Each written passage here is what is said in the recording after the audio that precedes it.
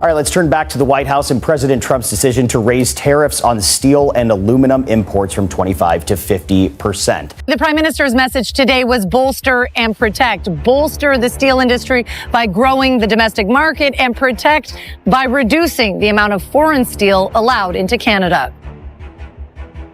America First, a slogan that once made millions of Americans stand up and applaud with confidence. But now who is bearing the consequences first? 100,000 jobs quietly disappeared. Not because of China, but because of a decision from the White House, a 50% steel tariff. Instead of protecting jobs, it strangled the entire manufacturing sector. Production lines shut down, industrial towns turned into ghost lands. Meanwhile, Canada quietly won big, cheap electricity factories running 24/7, and a flood of orders pouring in. How could a policy loudly proclaimed to keep jobs for Americans lead to mass unemployment for Americans? Is this the most serious economic misstep of this powerful man's new term? Or worse, a repeated mistake from over 20 years ago? In this video, we will trace every clue and the real reasons why the tariff shield has turned into a vice-crushing America's industry. From hope to doubt when protectionism becomes a double-edged sword. Do you remember the milestone of 2018 when a man entered the White House carrying the promise to make America great again? Immediately afterward, he signed an order imposing a 25% tariff on steel, 10% on aluminum. And then hope spread across the forgotten industrial states. Perhaps you were among those who felt happy.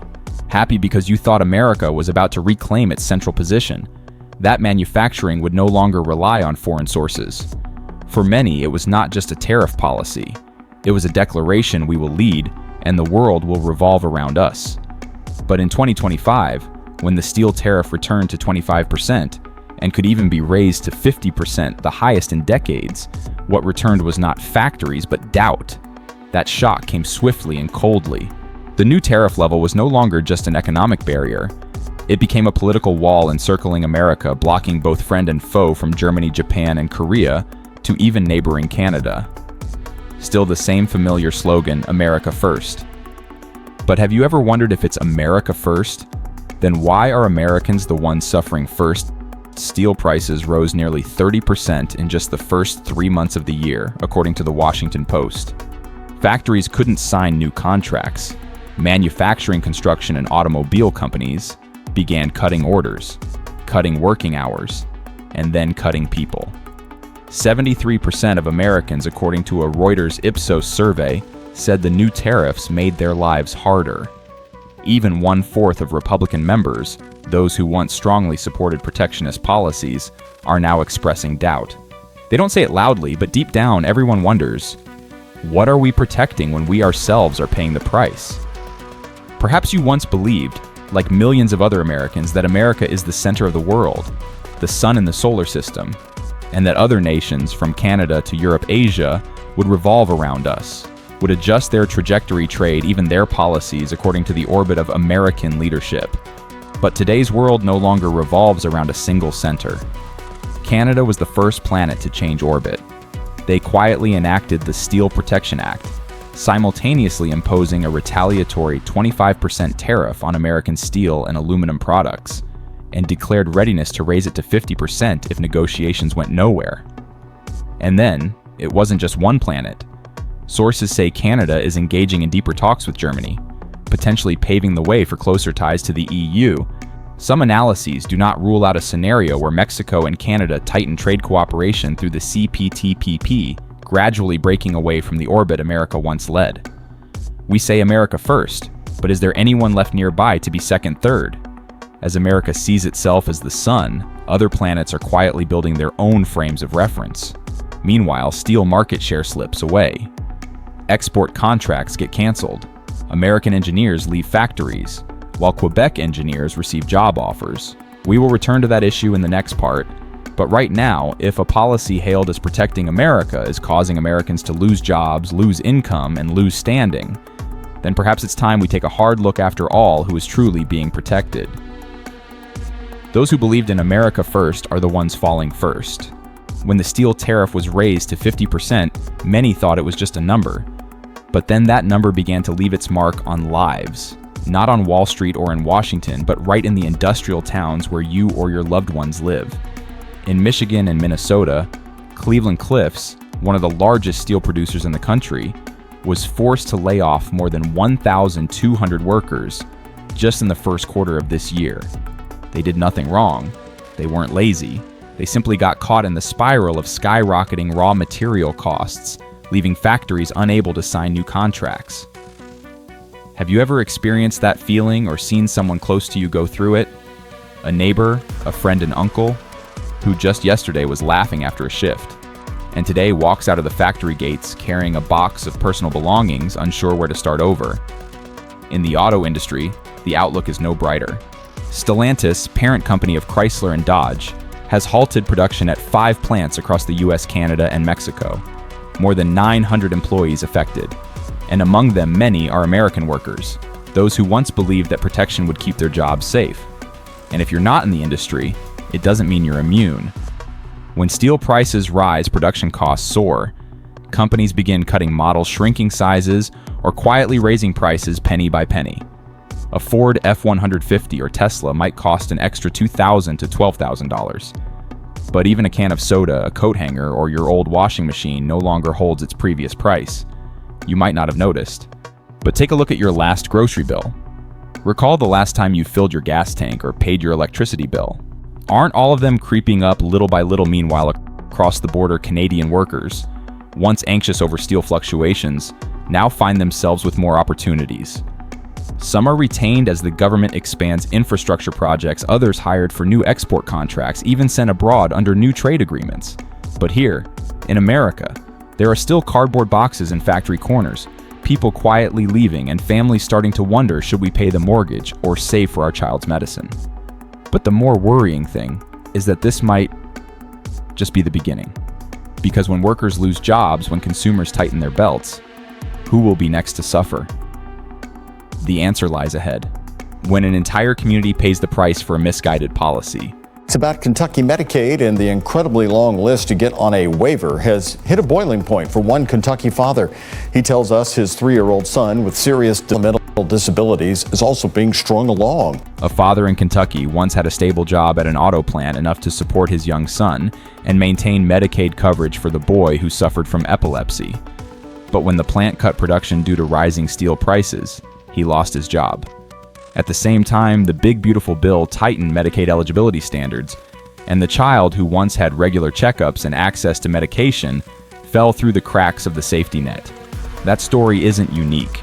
It's repeating itself across hundreds of towns, places once sustained by heavy industry, now alarmingly fragile. But what's more concerning, this is only the first wave. When the factory shutters, the ripple effect spreads immediately. According to Cleveland-Cliffs, over 1,200 workers have been laid off.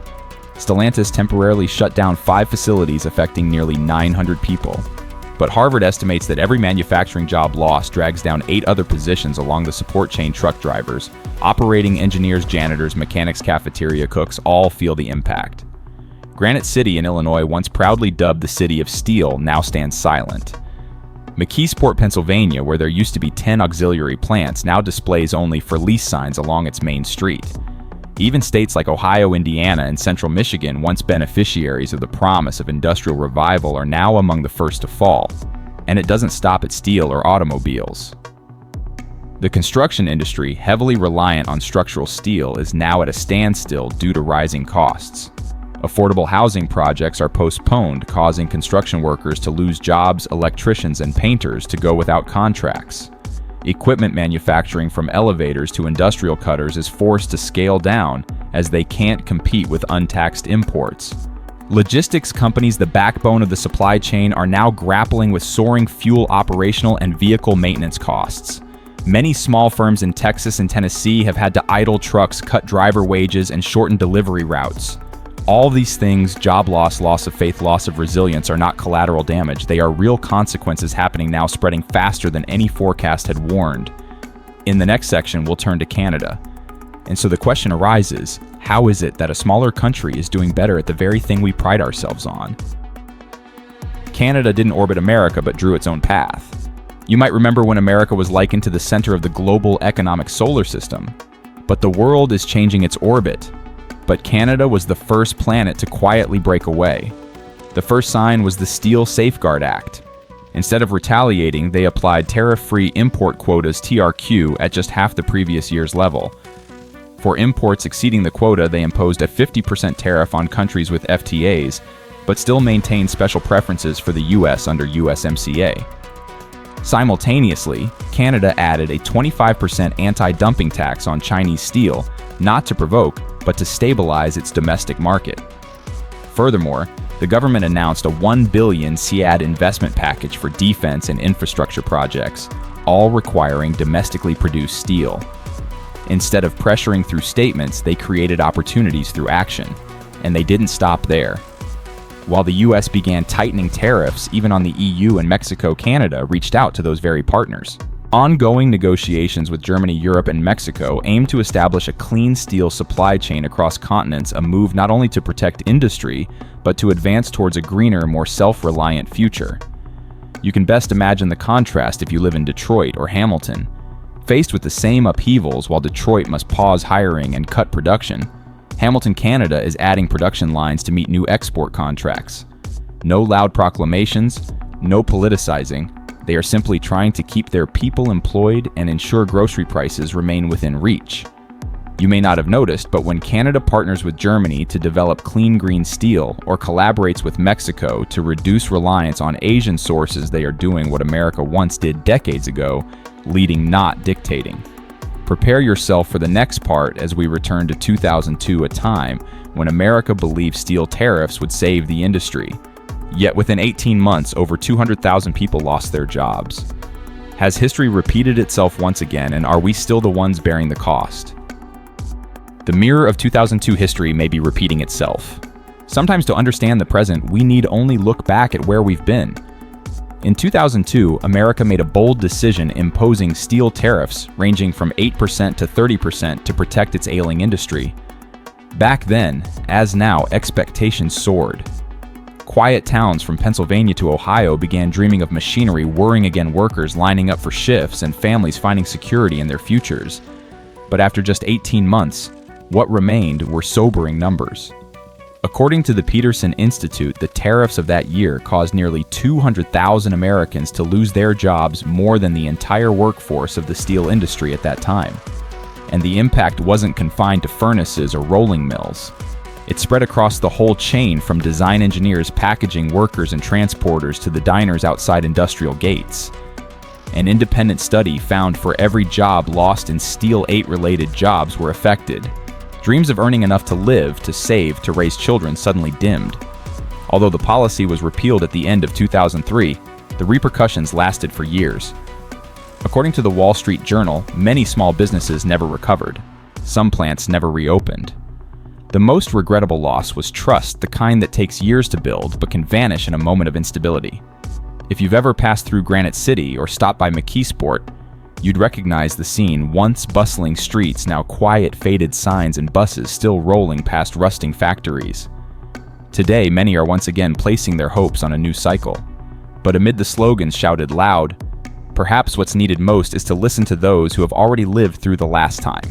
We're nearing the end of today's discussion. After revisiting the past, we will look forward together. What is the realistic choice to maintain current tariffs to protect the industry? To selectively reduce tariffs by partner, or to adopt a more comprehensive strategy to protect workers, consumers, and the future of the towns that were once the heart of America? If not adjusted, the steel tariff policy could turn into a torn umbrella in a storm.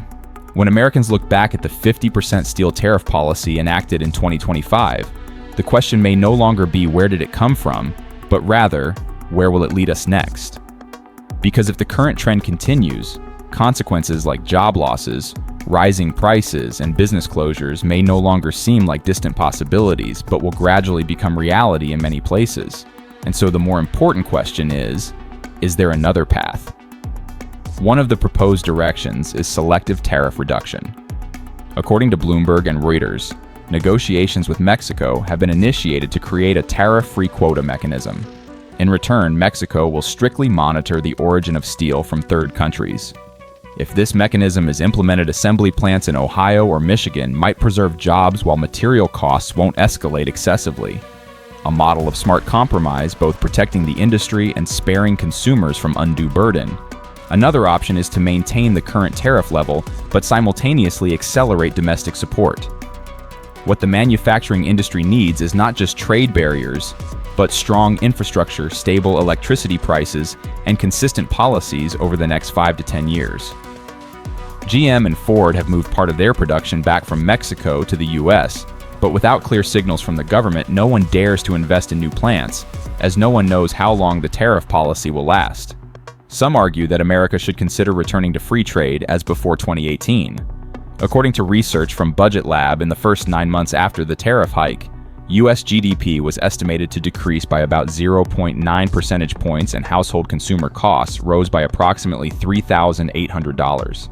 You as a citizen, a consumer, a worker have every right to ask, if I share the costs, do I get to share the benefits? If I bear the risks, will I be protected when hardship comes? Because after all, this is your country. And policy should start by placing people at the center, not at the margins of the economic game. When policy becomes a heavy hammer, it does not only strike steel, but also strikes at the people's trust. Those who once cast their votes with the belief they would be prioritized are now precisely the first to be left behind. Meanwhile, Canada, whether competitor or partner, has chosen a different path. They invest in clean energy signed trade deals with the EU and Mexico, and steadily become the new destination for orders that should have belonged to America. We do not advocate division nor encourage separation. Every story, every analysis here is based on current data and independent perspectives, not to offer absolute predictions, but so that you, the ordinary American, can see more clearly your own future. Because you have the right to know and the right to speak up. This video does not promote division within the United States or encourage segregation. All content is presented for the purpose of exploration, analysis, and fostering discussion based on current events, public sentiment, and social trends. We fully respect the United States Constitution and all federal regulations.